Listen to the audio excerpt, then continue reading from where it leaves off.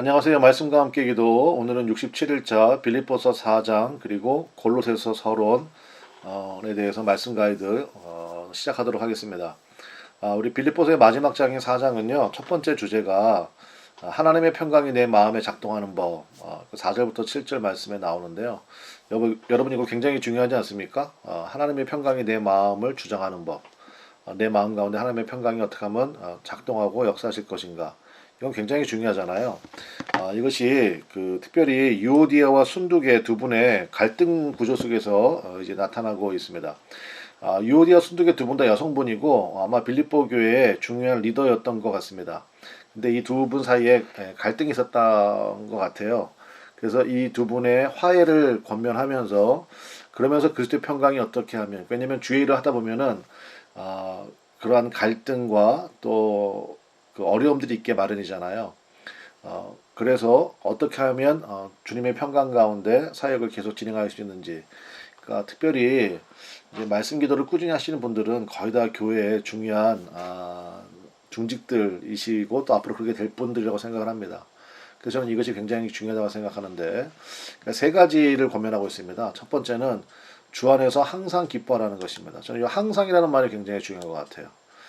그래서 제가 옆에 써놨죠. 온도계와 온도 조절계. 예, 둘 다 온도를 나타낸다는 의미에서는 같지만 온도계는 현재의 상황만 드러낼 뿐이고 온도 조절계가 바로 항상이죠. 그러니까 항상 그 온도로 유지할 수 있도록 조절하는 기능이 있는 거잖아요. 성도는 온도계여야 되겠습니까? 온도 조절계여야 되겠습니까? 당연히 온도 조절계여야 되겠죠. 그러니까 주 안에서 항상 기뻐한다는 게 바로 그런 겁니다. 그래서 우리가 기도할 때 하나님, 제가 온도 조절계 같은 사람 되기 원합니다. 제가 들어가면 거기에 기쁨이 임하고 제가 들어가면 갈등이 화해가 되고, 그러니까 온도 조절기 같은 사람, 주님이 굉장히 기뻐하시는 분이 아닌가 그런 생각이 듭니다. 그래서 4절에 주 안에서 항상 기뻐하라. 내가 다시 말하노니 기뻐하라.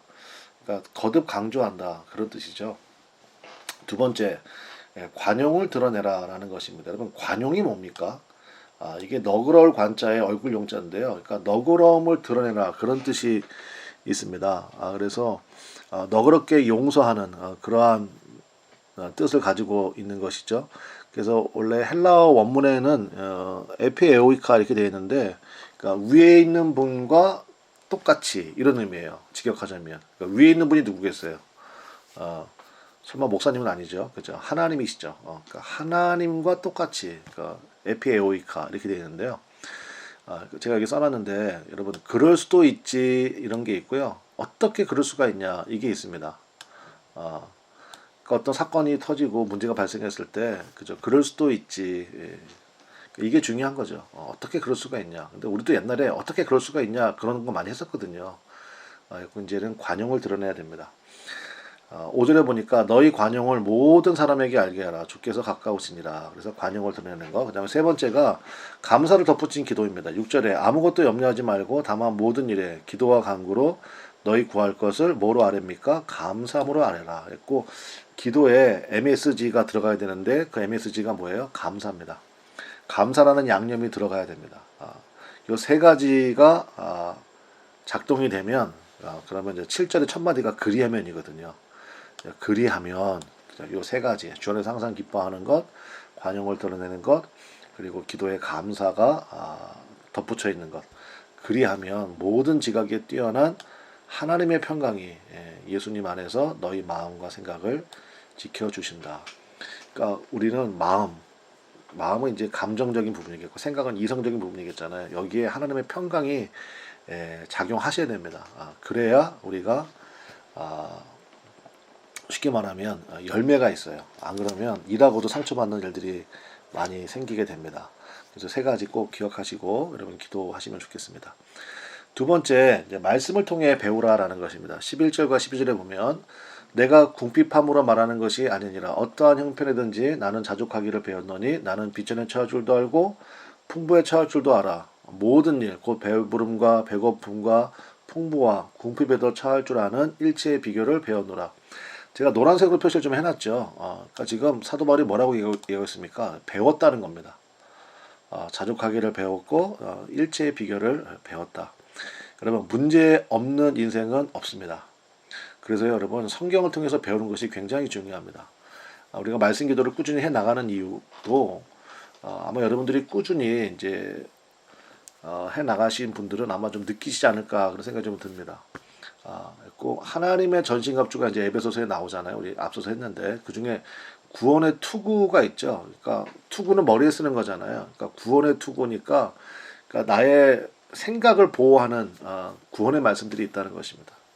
그러니까 마귀는 우리에게 생각을 통해서 틈을 만들어 놓고 그 다음에 그 생각이 우리 안에 들어와 버리면 이제 마귀가 나중에 들어와서 마귀가 진을 치게 되거든요. 그래서 성경 말씀을 통해서 배워야 됩니다. 말씀이 내 안에 많이 차 있어야 됩니다. 그러면 그 배움의 결과가 뭐냐? 13절이죠. 굉장히 유명한 말씀 아닙니까? 내게 능력 주시는 자 안에서 내가 모든 것을 할 수 있느니라. 세상은요, 제가 초록색으로 표시한 이 부분이 없습니다. 그냥 I can do it이에요. 내가 모든 것을 할 수 있다. 막 자기 최면 걸고, 뭐 긍정적인 생각을 하고, 근데 그게 안 되죠. 또 상처만 있게 되고, 또 과부하 걸리면 굉장한 부작용들이 생깁니다. 반드시 요게 있어야 됩니다. 내게 능력 주시는 자 안에서 거기서 배워야 됩니다. 예수님 바라보고 배워야 되죠. 그 다음에 마지막 세 번째, 이제 빌립보 교인들을 향한 축복의 말씀을 선포하고 있습니다. 18절과 19절에 보면, 내게는 모든 것이 있고 또 풍부한지라, 에바브로디도 편에 너희가 준 것을 받음으로 내가 풍족하니 이는 받으실 만한 향기로운 제물이요 하나님을 기쁘시게 한 것이라. 나의 하나님이 그리스도 예수안에서 영광 가운데 그 풍성한 대로 너희 모든 쓸 것을 채우시리라. 우리 빌립보서 서론 할 때 말씀을 드렸지만 이제 그 감옥에 갇혀 있는 바울을 위해서 특별히 빌립보 교회의 성도들은요, 바울이 데살로니가 사역을 할 때도 2번이나 헌금을 보내줬고, 그리고 이제 사도 바울이 로마 감옥에 갇혔다는 얘기를 듣고 이제 에바브로디도 편에 또 빌립보 교인들의 마음을 전달한 거 아닙니까? 그래서 바울이 뭐라고 얘기합니까? 이는 받으실 만한 향기로운 제물이고 하나님을 기쁘시게 한 것이다. 그리고 나서 나의 하나님이 그리스도 예수 안에서 영광 가운데 그 풍성한 대로 너희 모두 쓸 것을 채우시리라. 그래서 여러분 드림이요 사실은 우리의 삶에 더 큰 은혜와 풍족함으로 돌아온다는 사실을 여러분들이 꼭 기억하시면 좋겠습니다. 그러면 이것이 반복되잖아요. 그러면 그걸 통로라고 그래요. 내게 주신 은혜를 드렸더니 주님께서 더 큰 풍족함으로, 그럼 또 드리고 더 큰 풍족함으로, 그럼 어떤 일이 벌어지겠어요? 통로가 점점 커지겠죠. 예. 그래서 여러분 그런 은혜가 여러분들 삶 가운데 임하시기를 바랍니다. 사실은 하나님이 우리에게 모든 걸 다 주셨고 우리의 모든 것의 주인은 사실 하나님이시잖아요. 그러니까 주님께 드리는 것이 사실은 아까운 게 없죠. 그러니까 그러한 믿음의 고백을 가지고 여러분 빌립보 교인들의 받았던 그 축복이 여러분에게도 임하시는 은혜가 있기를 바랍니다. 자, 이제 그러면 골로새서로 빌립보서는 이제 마치고 골로새서 말씀으로 우리 들어가도록 하겠습니다. 자, 두 가지 살펴보겠는데요. 일단 골로새 당연히 지역입니다. 골로새 지금의 터키 남부 쪽에 위치한 지역인데, 자, 골로새 교회는 어떻게 생긴 교회냐? 여러분 에베소 아시죠? 그죠? 에베소에서 동쪽으로 60km 떨어진 곳에 위치해 있습니다. 지금도 골로새라고 부릅니다. 지금도. 그러니까 사도 바울이 3차 전도 여행의 결실이 바로 이제 골로새 교회입니다. 그게 무슨 얘기냐면은 3차 전도 여행 때 사도 바울이 에베소에 무슨 사원을 세웠죠? 두란노 사원을 세우고 3년 동안 집중적으로 사역했거든요. 그러니까 3년 동안 두란노 사원의 사역의 열매가 바로 골로새 교회다. 그러니까 거기에 이제 아마 그 두란노 사원에 에바브라라고 하는 사람이 있었던 것 같아요. 그 에바브라가 은혜를 받고 나도 주님의 복음을 증거해야 되겠다. 그래서 골로새 지역에 복음을 증거했고 바로 이 에바브라에 의해서 골로새 교회가 개척이 된 겁니다. 그러니까 골로새 교회는요 바울이 직접 방문한 적이 없다 이렇게 보는 게 맞습니다. 그 사도행전에 바울이 그렇게 방문할 만한 뭐 기록도 없거니와 또 시간도 그렇게 맞지가 않습니다. 그래서 에베소에 있던 에바브라가 골로새 교회를 세웠다 이렇게 이제 보시면 되겠고요. 그 1장 7절에 그 얘기가 나옵니다. 이와 같이 우리와 함께 종된 사랑하는 에바브라에게 너희가 배웠나니. 그래서 에바브라가 이제 골로새 교회를 세웠다 알 수 있겠죠. 그는 너희를 위한 그리스도의 신실한 일꾼이다 이렇게 소개하고 있습니다. 그 당시에 교회라는 것은요, 그러니까 가정교회입니다. 그러니까 빌레몬, 그러니까 우리 빌레몬서에서 볼 텐데, 우리 빌레몬서는 이제 그 빌레몬은 사람 이름이에요. 아마 빌레몬이 굉장히 부자였던 것 같습니다. 그래서 빌레몬 집에서 모였을 거예요. 골로새 교회는. 그게 바로 골로새 교회고요. 그다음에 바울이 로마에서 쓴 옥중 서신을 전달해 준 사람이 이제 우리 골로새서 4장에 나오는데 두기고와 또 이 빌레몬의 종이었던 오네시모였을 것입니다. 이제 우리 그렇게 3명 정도의 이름을 기억하면 좋겠습니다. 빌레몬, 그다음에 전달한 사람은 두기고, 그다음에 오네시모. 이제 빌레몬서 할 때 오네시모에 대한 얘기가 또 나옵니다. 우리 그때 좀 살펴보도록 하겠습니다. 그러니까 우리가 이제 그 성지 순례를 여러 번씩 가시게 되면 만약에 골로새 지역을 방문하잖아요. 그러면 바울이 지은 교회가 어디 있어요? 여러분 교회는 없어요. 그 당시에 뭐 교회를 건축하거나 그럴 여지도 없거니와 여건도 안 됐고 그때는요 그냥 가정집이 교회입니다. 그러니까 좀 사람들이 많이 들어갈 수 있는 큰 집을 가지고 있는 사람이 믿음 가운데 있으면 그 집이 바로 교회가 되고 또 뭐 다른 집에서 모이기도 하고 그래서 성지순례 가면 우리가 이 지역이구나 이렇게 보는 거죠. 그 교회는 이제 찾을 수가 없는 겁니다. 물론 이제 기념교회를 만든 거 있지만 그건 나중에 후대에 만든 거고요. 자, 두 번째로 기록 목적.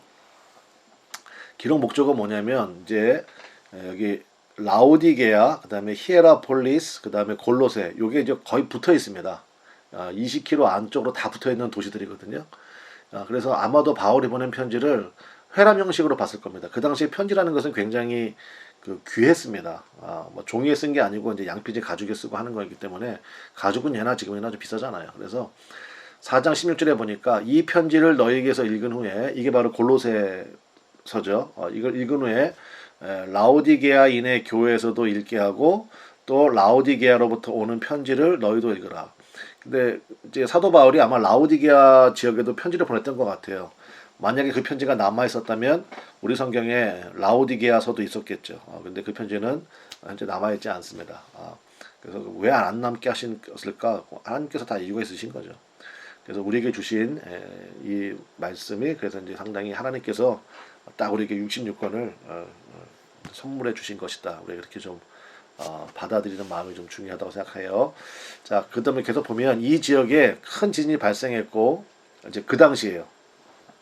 사도 바울 사역하기 조금 전에 큰 지진이 발생했고 도시 재건을 위해서 상당수의 유대인들이 유입되었습니다. 이쪽은 굉장히 부유한 동네입니다. 그래서 그 당시 기록 보면요, 도시를 이제 지진으로 인해서 이제 도시 재건을 하면 이제 막 로마에서 비용을 대야 될 거 아니에요. 근데 이쪽 지역은요 안 줘도 된다. 우리 힘으로 할 수 있다. 그래가지고 지원을 안 받았대요. 그 정도 굉장히 부유한 동네인데 그 상당수의 유대인들이 아마 이 도시 재건을 위해서 유입되었을 것이다. 이제 그렇게 생각이 됩니다. 그러다 보니까 에바브라에 의해서 전달된 예수님의 복음에 그러니까 혼합이 생긴 거죠. 기존에 그 지역에 있던 민간 신앙이 있을 거고요. 그 다음에 영지주의의 이혼론. 영지주의가 뭐냐면 영이 소중하다. 육은 아무것도 아니다. 그래서 영지주의자들은요. 그 당시 예수님 당시 가장 위협적인 이단이었는데 예수님은 십자가에 돌아가실 때 육체로 돌아가시지 않았다는 거예요. 심지어는 그 구레네 시몬이 대신 십자가를 졌다. 뭐 이렇게도 주장하는 게 이혼론. 그러니까 육을 완전히 무시해 버리는 그런 영지주의가 있었고요. 그 다음에 유대 율법주의. 우리 앞서 살펴봤지만 갈라디아서에서 특별히 심했죠. 율법도 지켜야 된다. 이런 율법주의에서 비롯된 혼합신앙이니까 여러분 이 혼합신앙이 무서운 겁니다. 모든 이단들도요 다 혼합신앙이에요. 모든 이단들도 다 예수님 믿자고 그래요. 근데 거기에 플러스 뭐가 들어가는 거죠. 플러스 민간신앙, 플러스 영지주의, 플러스 율법주의. 그러니까 항상 그렇습니다. 그러니까 혼합신앙이 가장 큰 문제가 되었다. 그러니까 그 소식을 듣고 사도 바울이 골로새 교인들한테 편지를 보낸 거죠. 그게 골로새서다 이렇게 이해하시면 되겠습니다. 이제 이해가 되시겠죠? 그래서 골로새 그 목적은 뭐겠습니까? 당연히 오염된 복음을 제거하고요. 순수한 복음의 메시지를 회복시키는데 바로 이제 골로새의 목적이 있습니다. 그러니까 계속 골로새서는 뭐가 강조되겠습니까? 그러니까 그리스도론, 기독론이 굉장히 강합니다. 그러니까 교회를 든대시는 오직 예수 이것이 굉장히 강화되어 있다. 우리가 그렇게 이해할 수가 있겠습니다. 자, 오늘 여기까지 하겠고요. 여러분 골로새서를 이제 내일부터 시작할 텐데 4장밖에 안 되니까 한번 천천히 한번 읽어보시고 또 내일 가이드를 들으셔도 상당히 도움이 되겠다 싶습니다. 오늘부터 사실은 우리가 이제 그 어제 교회에서 나눠드린 이제 우리 말씀기도 그 용지를 통해서 여러분 이제 기록하실 수 있도록 저희가 좀 나눠드렸는데요. 그걸 좀 잘 활용하셔서 여러분의 흔적을 좀 많이 남기시면 좋겠습니다. 그렇게 좀 적어놔야 나중에 여러분들이 그걸 보실 때 이제 쉽게 말해서 쌓은 선에서 선이 나오잖아요. 굉장한 그 업그레이드가 될 겁니다. 아무튼 오늘 여기까지 하겠습니다. 내일 뵙도록 하겠습니다. 감사합니다.